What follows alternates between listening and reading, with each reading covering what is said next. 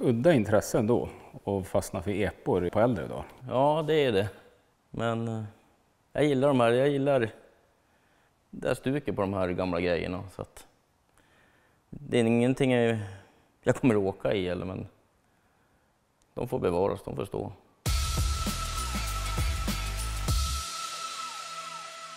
Hallå, hallå! Tjena! Hur är läget? Jo, det är bra. Hur här var det konstiga grejer.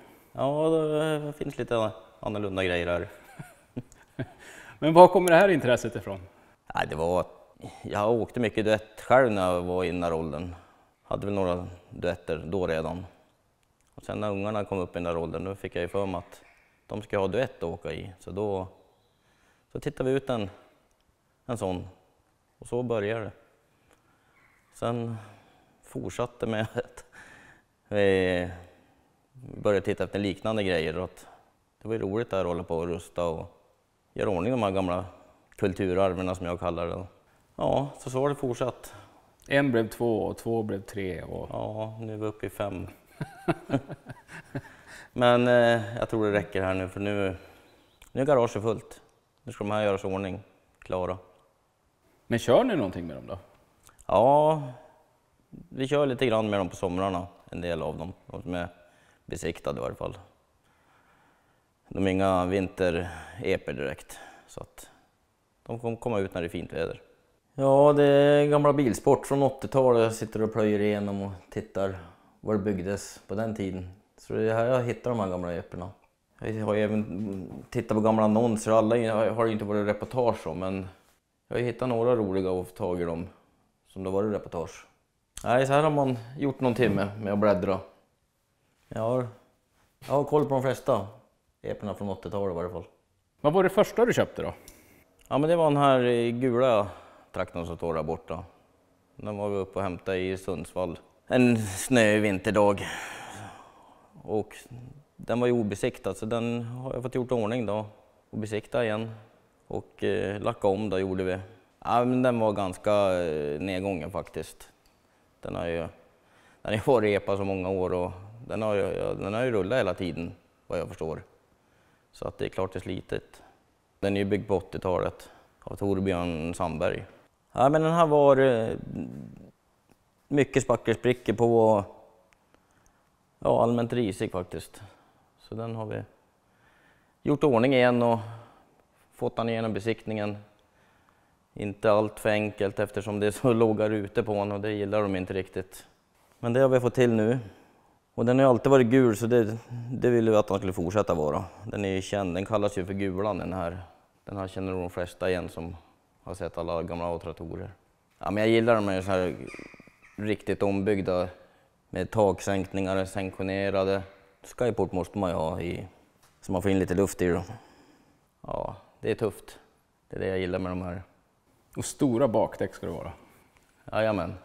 Det är roligt att de har sänkt den så mycket som de har gjort. Du ser ju rutorna går ju knappt att se ut igenom. Och det var ju så på 80-talet. Allt skulle ju vara lågt och brett helst också. Så att, ja, det här är väl Sveriges lägsta epa vad jag förstår i dagsläget. Här under har vi tanken.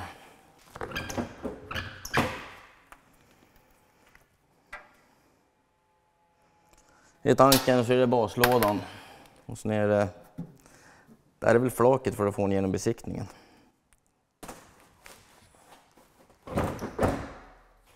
Och knappstoppat skydd, det var man väl tvungen att ha på flaken också. Det är bra mot regn. Ja. Så. Jag gillar att det är en gul B20 också. Ja, men så var det när jag tittade i den gamla bilsporten en gång i tiden. Och så satt jag dubbla 45 på den första tidningen. Så då satt jag dit igen. Är huven byggd i plåt eller glasfiber? Nej, plåt. Ja, det är några veckors jobb på det är det för att få till det. Och besiktning med dubbla lådor och grejer som det är på den här. Idag har ju alla hårägg och grejer, men den här har fortfarande dubbla lådor. Ja, och sen när min dotter Märta inte åkte den här på heltid, för den här var för speciell för att köra på vintern, så då köpte vi in den här och gjorde ordning till bruksepa. Så den här har faktiskt gått som bruksepa i ett antal år. Grabben kör han nu, ja, ibland då. Men Den här är inte så märkvärdig. Den är ju taksänkt, men breda däck. Och skop har de. Skop har han, ja då. Så är det ja. Skop och metallflejklack är det ju på den. Det är lite roligt så då. Jag vet inte så mycket om han. Men det kanske finns någon som vet bakgrunden på den här. Det skulle vara kul att veta vem som har byggt den kanske en gång i tiden. Ja, men den här var nere och hämtade i södra Sverige. Det var lite problem att få på trailern bara med de där däcken, så att de fick vi plocka av när vi skulle åka hem. Men den här har vi besiktat och satt hårägg i. Så den här är det enkel låda i. Ja, nu sitter en B20-motor i han. Men när jag köpte den var det satt en trasig dieselmotor, en personmotor. Det var såna här färger på när jag köpte den, fast lite risigare då. Så den här har vi lackat om och vi gjorde en lika. Samma blåa flake. Ja, det är den här PV:n A-traktor det är med då, som faktiskt byggde i Tierp av en kille som heter Thomas. Han vann väl Vallåkra med den här för 31 år sedan om jag inte minns fel. Och den här gjorde de ordning här i Tierp på lacken på gatan faktiskt, som fanns en gång i tiden. Så han minns man. Så när den här kom ut på Blocket för något år sedan, då var jag till Oslo och hämtade den här. Oslo? Jajamän, jag tyckte den här hörde hemma i samlingen eftersom han var ju byggd där i Tierp. Så att, Men varför har den hamnat i Norge? ja, det var väl någon norrman som ville bygga om han till bil, vad jag har förstått. Men projektet stannade av, så då såldes den. Den har varit stående i alla år i Norge med. Så att, ja, och den är också sanktionerad och taksänkt och ja, tillhör det här som jag är ute efter. Så den ska jag göra ordning, lacka upp och få till igen som man har varit. Kanske till och med fråga Thomas om det blir han som lackar den igen. För han jobbar på en annan lackfirma här i Tierp. Har han varit hit och tittat? Nej, vi har haft lite kontakt, men han har inte varit och tittat på den faktiskt. Men det skulle vara kul om han kom. Men så är det norrbaggarna som har varit kapat i det nu då? Ja, de ville väl bygga om fronten här. Sen har de satt dit Lamborghini-dörrar på den här då. De har gjort det här. Men jag är nog tvungen att göra om det till original igen, för jag får inte till det med skärmen här riktigt när man och har det så här. Så jag är nog tvungen att sätta tillbaka originalgångjärna på den. Som tur har de bara gjort den här sidan. De har ju breddan, den var väl smalare. Den har väl gått ihop med stötfångarna här tidigare. Så de har... Jag antar att de tänkte ta bort den då, och att det är därför de har breddan. Men det var gjort när jag hämtade den i Norge. Min tanke med den här, det är att jag ska göra om fronten och göra så att det blir en PV-front på den. Med en ribbgrill. Så den ska se ut som en blåa i fram. Så det är tanken med den här. För den här ser det ju en Amazon-huv på, ser man. Och så satt det några Amazon-grejer här fram. Har jag sett på bilder sedan tidigare. Det var hyfsat skop på den här. Ja. Den kanske tillhör dragracingbanan den här. Nej, den är tuff. Med de här breda bakhjulen med. För övrigt sitter en Golf dieselmotor in här. De andra sitter i B20. Den var ju de här färgerna då den byggdes 92-93 där. Det enda som har bytts ut är väl stolarna. Som den här norrmannen bytt och satt in något annat. Annars är han exakt som han var. Ja, den här var jag hämtad nere i Småland. Då var han helt så här plockad och plåtren. 2019. Så jag har hållit på några år med den här. Den här är det många timmar bakom. Men nu har vi fått färg på den, så nu ska den plockas ihop bara. Äntligen. Har inredningen klarat sig då? Nej, jag har bara stolarna kvar. Och så den ska göras. Glasmästarna var det här och måttade rutor, så det är på gång det med. Och så ska jag ta hjälp med någon som kan göra en fint rostfritt flaka bak. Han ser ut som han gjorde tidigare. Den var klarröd en gång i tiden, har jag sett på bild. Men nu var det en röd flake istället. Jag tyckte det tillhörde 80-talet här. Och sen är det en tuff ribbgrill på han som var byggt och återställt som han var tidigare. Taklucka på den här med och ett litet skop i mindre modell för att förgasaren ska få plats då För det blir inte mycket kvar. Eftersom de sanktionerar huvarna med så då får inte grejerna plats. Så då gör de sådär. Sidepipes? Jajamän, det satte på den här och det tycker jag passar väldigt bra. Det ser ut som en äkta epa men det är en A-traktor. Och så är den här Ferrari-bakdelen som ska likna.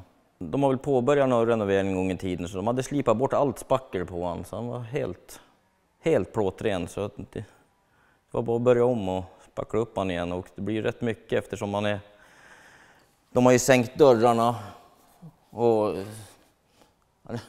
eftersom man är sanktionerad så blir det mycket svetskarvar överallt. Så att det är väldigt mycket slipat på den här och spacklat. Men tycker du det är kul då? Jag tycker det är väldigt roligt att hålla på med det här. Speciellt när någon får färg på sig så att man får skruva ihop dem igen. Har du en till epa där inne? Ja, jag håller på med flera projekt samtidigt så att här har vi ett till vi håller på ska lacka om. Den här är ganska ny, den här var jag hämtade i januari faktiskt i Stockholm.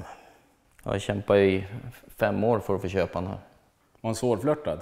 Ja, det var han. Men till slut så, om man fick höja budet lite så fick man ta den. Den här har en kille som heter Joakim Ljungberg byggt. Och den var klar 87. När han byggdes av Joakim då var han vit. Men sen är det någon som har lackat en grön med åren här och ja, han har sanktionerat den som de andra då. Och gjort ett väldigt fint plåtjobb på honom. Man skulle nästan kunna tro att han och Torbjörn som har byggt den här röda har sett varandra när de har hållit på. För det är väldigt lika grejer med skärmbreddarna och detaljer så här som är runt grillen och kjolar och grejer. Det är lite samma stuk. Men det var väl så på 80-talet. Man tittade väl på varandra och byggde. Men ett otroligt plåtarbete. Det finns ju inte en spricka på den här. Fast den är så byggd för så många år sedan. De som håller på med den här har varit riktigt duktiga. Och så har de ju satt dit PV-dörrar på den. Det blir snyggare än duetterna för den ena breda kanten. Och piperna har han ju fått behållit den här. Det är lite roligt. Så de får vara kvar. Ja, när jag fick hem den här så var den väldigt sprucken i fronten så att jag har fått tagit bort allting och börja om. Så den här blir en hellack på då och sen istället för att kapa upp ett stort hål för ett större skop här till förgasaren så har vi satt dit dubbla 45er och då klarar huven sig. Såklart man ska ha dubbla 45er på en epa. Ja, det är ett måste. Det är tufft. Vad blir det för färg då? Det blir en grön flaklack igen. Jag gillar ju det här 80-talsstuket. Så det blir det. Fräsiga stolar. Det här måste ha varit en dröm för de här grabbarna som fick åka de här på när de var 15. Ja, det finns ju inga liknande grejer idag. Åker de sina okapade BMW och Volvosar. Det var ju så här det skulle se ut. Nu ska vi besikta för ut på vägen igen så han får gå något varv till innan han arkiveras. Ja, vad ska man säga om nästa bil då? Ja, det här är ju ingen epa då, det här är ju en bil. Men det är samma stuk, mera låga. Det är en 145 som Peter Oskarsson har byggt. Året kan jag inte, det var väl 80-90-talet skulle jag tänka mig. Och det är Sveriges lägsta Volvo. Jag har sett den här på bild jättemånga gånger och jag har träffat Peter. Men jag har aldrig sett bilen och den här var låg. Ja, den är väl ungefär 85 centimeter som man står nu. Och då det jag tyckte var lite roligt när jag hittade den här att eftersom den där gula epan är den lägsta, jag tänkte att då ska jag ha den lägsta bilen också. Ja, den är riktigt häftigt byggd den här. Det här är en 145 som han har satt dit lite en annan front på som man ser och även en annan bakdel på. Ja, det är svårt att säga att det är en 145 med att det är en kombi då. Var hittade du den här någonstans då? Var det Karlskrona var jag nere och hämtade den här. Och så var jag besiktaren och så har jag kört den hem från Uppsala till Tierp. Och sen har han blivit stående där. Nej, jag vill bevara den. Det finns inget liknande så att jag gillar att gå här och titta på den. Nej, men den går bra att köra. Man höjer den lite så är det som att köra en vanlig bil, fast man får ligga lite då. Men det är kul det med. Och det syns att han är ordentligt byggd. Det finns inte en spackelgrej på honom. Inga sprickor och grejer. Han är perfekt. Fast han är gjord för så många år sedan.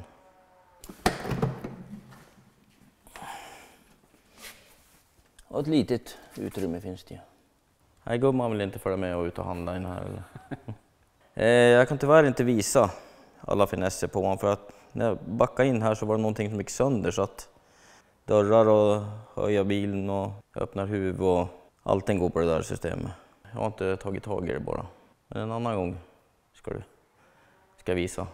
Vilken härlig samling! Ja, det har blivit några traktorer här.